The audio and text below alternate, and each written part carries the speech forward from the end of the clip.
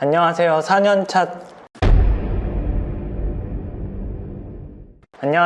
4년차 전업 서점원 고독한 독서가입니다. 시작하기에 앞서 정신 못 차리고 있던 저를 팩트 폭행으로 정신 차리게 해주신 김알파카님께 감사의 말씀 전합니다. 이 영상을 보고 계신 분 중에서 내가 지금 정신 차려야 하는데 지금 이럴 때가 아닌데 하고 계신 분 계시다면 유튜브 채널 김알파카의 썩은 채널 들어가셔서 피와 살이 되는 주옥같은 말씀 들으시면 많은 도움이 될 거라 생각합니다.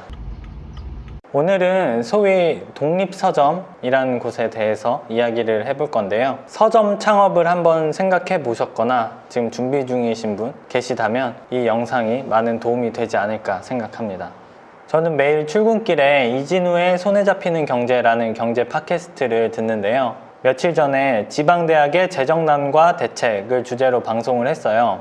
그 방송에서 제 뒤통수를 아주 강하게 때리는 말을 들었는데요. 그게 바로 좀비 대학이라는 말이었습니다. 자생력이 없는 대학, 정부 지원으로 근근히 유지해 나가고 있는 그런 부실 대학을 말하는데요. 좀비 기업에서 파생된 말이죠. 좀비 기업을 나무위키에서 찾아보면 회생할 가능성이 크지 않음에도 정부 또는 채권단의 지원을 받아 연명하는 기업을 되살아난 시체를 뜻하는 좀비에 빗대어 표현한 말이라고 설명합니다. 서점이 힘들다는 걸 제가 경험으로 또 머리로 아주 잘 알고 있는데 이 좀비라는 말을 들으니까 정말 정신이 번뜩 들더라고요. 좀비라는 단어가 대학이나 기업 말고도 서점에도 굉장히 잘 들어맞는다 이런 생각을 했어요. 왜냐하면 서점이 책을 파는 수익만으로는 자생이 어렵기 때문에 지원 사업이나 외부 활동, 기타 자신만의 방법을 찾아서 근근히 생명을 유지해 나가는 경우가 많기 때문입니다.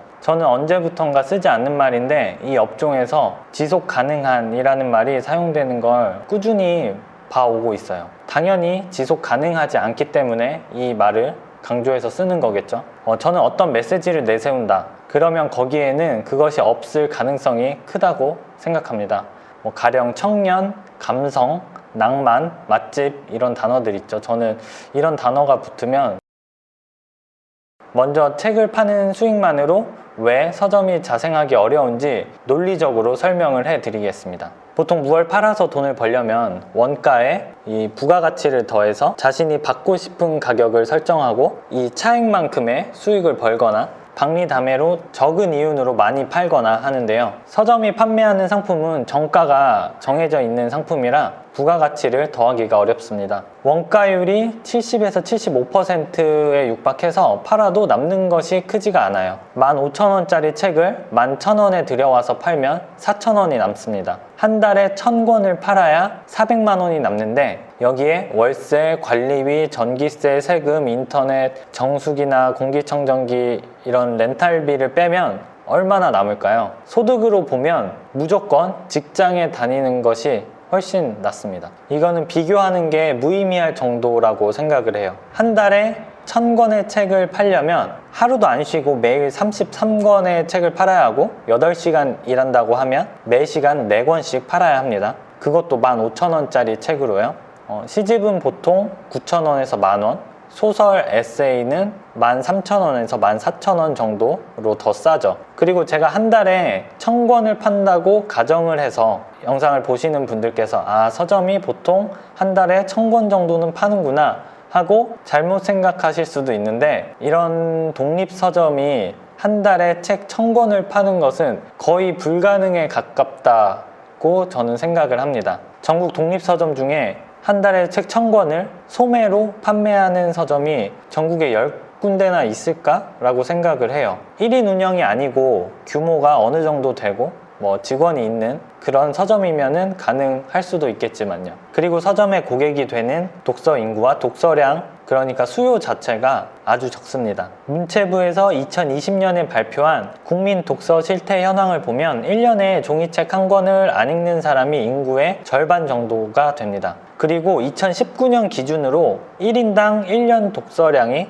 평균 6.1권이래요. 6.1권이요. 2년 전인 17년이랑 비교해서 2.2권, 약 25%가 줄었는데요. 이렇게 급격하게 감소하는 걸 보면 지금은 독서량이 더 줄었겠죠. 그리고 책은 공공재의 특성도 있어서 사지 않아도 도서관에서 얼마든지 빌려볼 수 있습니다. 그러니까 책을 구매하는 독자 수는 더 줄어들어요. 또 책을 구매하는 대다수 독자분들이 당일 출고, 무료 배송, 10% 할인, 5% 적립, 마다할 이유가 없는 혜택을 주는 온라인 서점이나 대형 서점에서 책을 구매합니다. 또 독립서점은 우리나라 출판시장 현황에 역행하는 경향이 있습니다. 문체부가 2019년에 발표한 2018 콘텐츠 산업 통계를 보면 도서 출판 시장의 70%가 학습지, 교과서, 참고서로 교육, 학습 출판 시장 비중이 압도적이에요. 그런데 독립서점은 이런 학습서를 다루지 않죠. 학습서를 제외한다고 쳐도 작년 교보문고 베스트셀러 1위부터 20위까지를 보면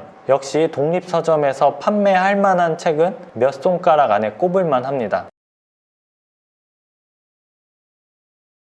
그리고 서점들이 큐레이션이라는 말을 자주 사용하는데 제가 독자로서 보면 물론 모든 서점이 그런 것은 아니고 멋진 서점들이 굉장히 많지만 독립서점이라는 곳에서 판매하는 책들의 어떤 경향성이 강하고 비슷한 책들로 서가를 구성하는 것 같아요. 개성과 특색이 잘 느껴지지 않고 이런 독립서점을 이용하는 독자분들이 좋아할 만한, 구매할 만한 안전한 책들을 많이 들여놓는 것 같다는 생각이 듭니다. 출판사의 전략과도 맞닿아 있겠죠. 왜냐하면 독립서점이 전국에 600개가량 있으니까 기획만 잘하면 600곳의 매대 서가에 자신의 책을 판매할 수 있습니다. 어렵지 않게 일쇄를 소진할 수 있겠죠. 이런 걸 보면 대형 서점이 베스트셀러를 내세워서 책을 판매하는 것과 큰 차이가 있나? 이런 생각도 해요. 전국 독립서점연합이라는 가상의 프랜차이즈 서점 헤드가 있고 그 가맹점들이 전국 이곳저곳에 흩어져 있는 것 같다는 생각을 합니다. 파는 것이 책일 뿐이지 일종의 펜시점이 아닌가? 라는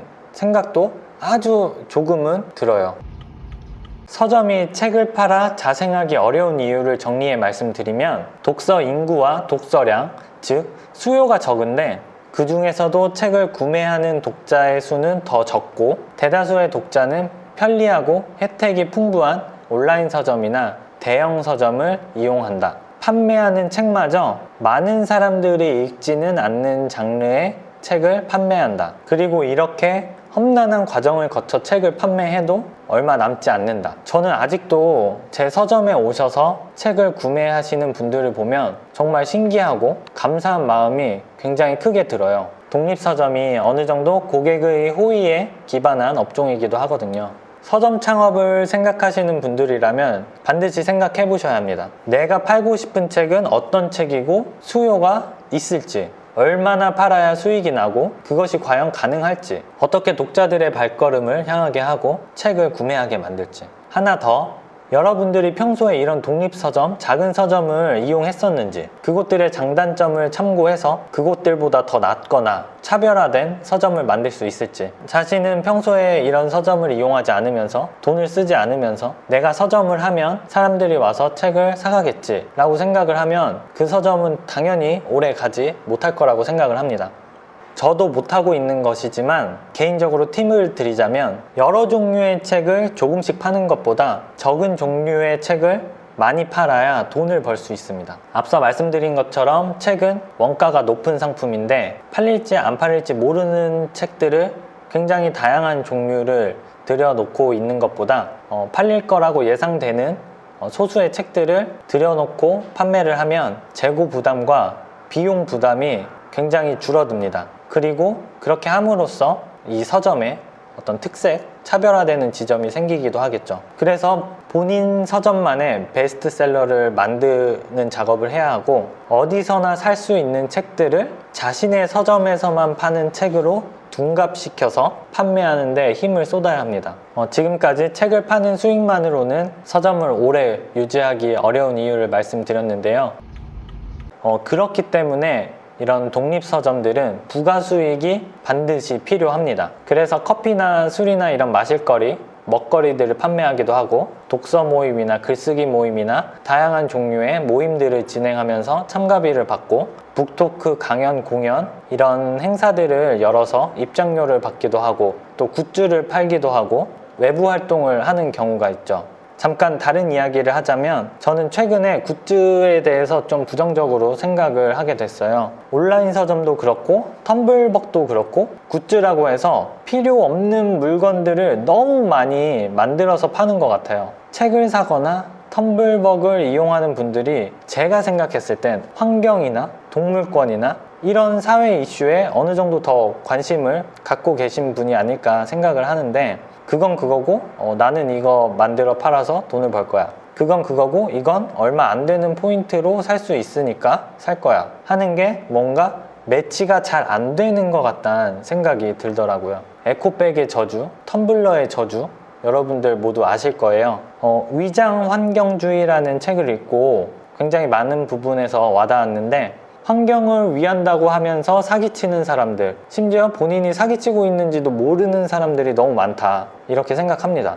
제품에 친환경이라는 단어를 붙여서 판매하는 경우가 많은데요. 필요 없는 소비 안 하는 것, 오래 쓰는 것, 중고 제품 이용하는 것, 그러니까 아나바다가 환경에 도움이 되면 됐지, 친환경이라는 제품을 또 소비하는 거는 환경 보호와 별 상관이 없다고 생각합니다. 전기차도 마찬가지고 친환경은 마케팅 그 이상 그 이하도 아니다. 또 외부 활동, 예를 들어 강연을 아주 활발히 하는 분이 계시다. 서점 대표는 강연자에게 어떤 자격과 신뢰를 부여하는 직함과 같다. 외부 활동을 많이 하는 교수와 같다. 이렇게 생각을 합니다. 물론 그게 나쁘다는 말은 전혀 아닙니다. 말씀드린 것처럼, 아니면 말씀드린 것 외에도 자신이 어떻게 부가 수익을 낼 것인가, 본인 서점만의, 본인 서점에 돈을 벌어다주는 무기, 그 컨셉을 치밀하게 계획을 하셔야 합니다. 이게 없으면 오픈하는 동시에 좀비가 될 확률이 굉장히 높다고 생각해요. 저 같은 경우는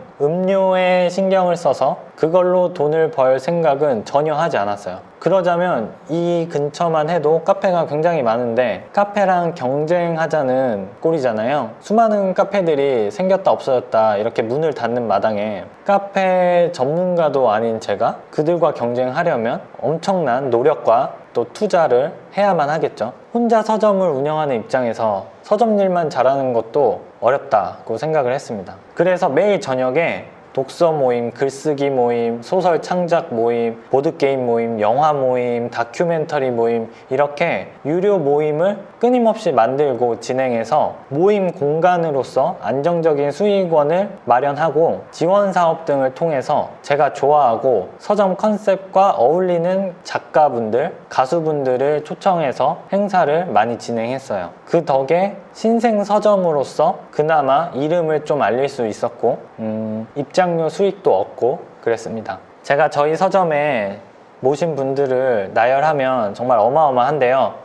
시간 순으로 말씀드려 볼게요. 문태준 시인님, 김금희 작가님, 조혜진 작가님, 정현우 시인님, 김현수 작가님, 금정현 작가님, 정지돈 작가님, 김봉철 작가님, 표창원 전 의원님, 김사월님, 김목윤님, 정미란님, 김일두님, 이진송 작가님, 이슬아 작가님, 이찬희님, 이랑님, 구화숫자들의 송재경님, 박상영 작가님, 송민 시인님, 송승환 시인님, 김한민 작가님, 김혜란 작가님, 오지은님, 안다영님, 오은 시인님, 권나무님, 신보선 시인님, 장강명 작가님, 김현 시인님, 성동혁 시인님, 시원님. 장난 아니죠? 이게 훗날 저의 어떤 추억거리가 되지 않을까 합니다. 그냥 이야기 한번 해봤어요. 그리고 간간히 도서관이나 공공기관에서 책을 대량으로 주문해 주시기도 하고, 이 서점 공간을 대여해 준다거나 한 번이지만 팟캐스트에 출연한다거나 오디오북 회사인 윌라나 각종 기관에서 제안을 주셔서 책 추천을 해준다거나 해서 수익을 얻기도 했는데, 이건 제 의지로 할 수 있는 것이 아니라 비정기적으로 들어오는 보너스, 하지만 한 번 들어오면 아주 큰 보너스가 되는 것들이죠. 그런데 어떻게 생각을 해보면 도서관이나 공공기관의 책 납품을 집중적으로 노린다거나 공간을 멋지게 꾸며서 공간 대여를 무기로 삼는다거나 나 자신이 인플루언서가 돼서 이곳 저곳에 출연하거나 기고하거나 강연하거나 이렇게 외부 활동을 열심히 하는 것도 방법이 될 것 같습니다. 다 좋습니다. 그런데 문제는 어찌되었든 독립서점이라는 것이 오프라인 서점으로서 공간과 지역을 기반으로 거의 모든 것들이 이루어지는데 코로나19 이후로 이것들에 굉장히 큰 제약이 생겼습니다. 서점은 일단 사람을 모아야 뭘 해도 할 수가 있는데 사람이 지금 모일 수가 없는 상황이고 이게 얼마나 오래 갈지는 정말 예측을 할 수가 없어요. 내년에는 나아질까요? 저는 그것도 잘 모르겠어요. 그러면 오프라인에서 하던 걸 온라인으로 하면 되지 않느냐? 이미 출판사나 대형 서점이나 각종 기관이나 작가 개인분들께서 훌륭하게 또 무료로 잘 하고 계시더라고요. 그러니까 서울 수도권이 아닌 지방에 있는 독립 서점으로서는 부가 수익을 창출하기 위해서 할 수 있는 것이 별로 없는 그런 상황입니다. 적어도 코로나 이전과 비교해서요. 물론 저만 이렇고 다른 서점들은 이전과 별 차이 없이 아니면 오히려 더 잘하고 계신 분들도 있겠죠. 그래서 결론은 서점 창업을 희망하신다면 책 판매 이외의 수익원을 반드시 생각하셔야 하고 지금처럼 코로나19로 인한 거리두기 이 비대면 상황도 고려하셔야 합니다. 최근 몇 년 동안 서점 수가 증가 추세인데 창업이 너무 쉬워서 그래요. 돈을 안 들이려면 얼마든지 적은 돈으로 서점을 오픈할 수가 있어요. 그런데 유지하기가 어려우니까 저는 독립서점, 작은 서점들이 일정 주기, 임대차 계약 기간을 기준으로 2년에서 4년 주기로 꾸준히 문을 닫고 다시 열고 하면서 그 수가 유지되다가 어느 시점부터는 이게 꺾일 것 같아요. 물론 저의 뇌피셜이고 근거는 없습니다. 서점 창업에 관심 있으시다고 저한테 문의 주시는 분들이 꾸준히 있어요.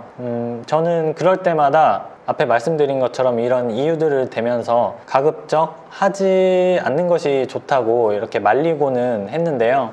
가장 좋은 방법은 내가 좋아하는 서점이 있으면 그 서점을 자주 이용하는 것이 가장 베스트라고 생각을 합니다. 내가 서점을 운영하는 것보다는요. 그럼에도 불구하고 나는 서점을 꼭 하고 싶다 하는 분이 계시다면 너무 큰 비용을 들이지 말고 한번 해보시는 것도 나쁘진 않을 것 같아요. 그리고 서점을 운영하시면서 이 서점이 성장하지 않고 근근히 유지되거나 하락세로 접어든다면 희망만 가지고 버티는 것보다 너무 늦기 전에 정리하는 것이 훨씬 현명하다고 생각을 합니다. 물론 서점을 운영하다 보면 제가 생각하지 못했던 그런 좋은 일들이 굉장히 많이 발생을 해요. 그런 변수들이 존재하기 때문에 한번 시도해 보시는 것도 꼭 나쁘지는 않다고 생각을 해요. 하지만 이런 위험성 같은 것을 미리 다 인지하고 해야겠죠. 제가 정말 멋진 서점이라고 생각하는 진부책방 스튜디오, 책방 오늘,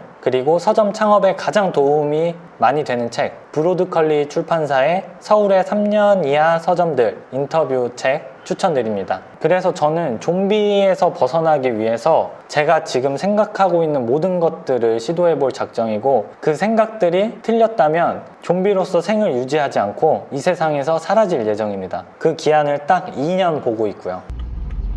서점 창업을 생각해 보신 분들에게 도움이 되는 영상이었으면 합니다. 다시 한번 김알파카님과 제 서점 3요소를 자주 이용해 주시는 선생님들 진심으로 감사의 말씀 드리면서 이 영상 마치겠습니다. 오늘도 많이 웃고 건강하세요. 빠른 시일 내에 다음 영상으로 찾아뵙겠습니다. 감사합니다.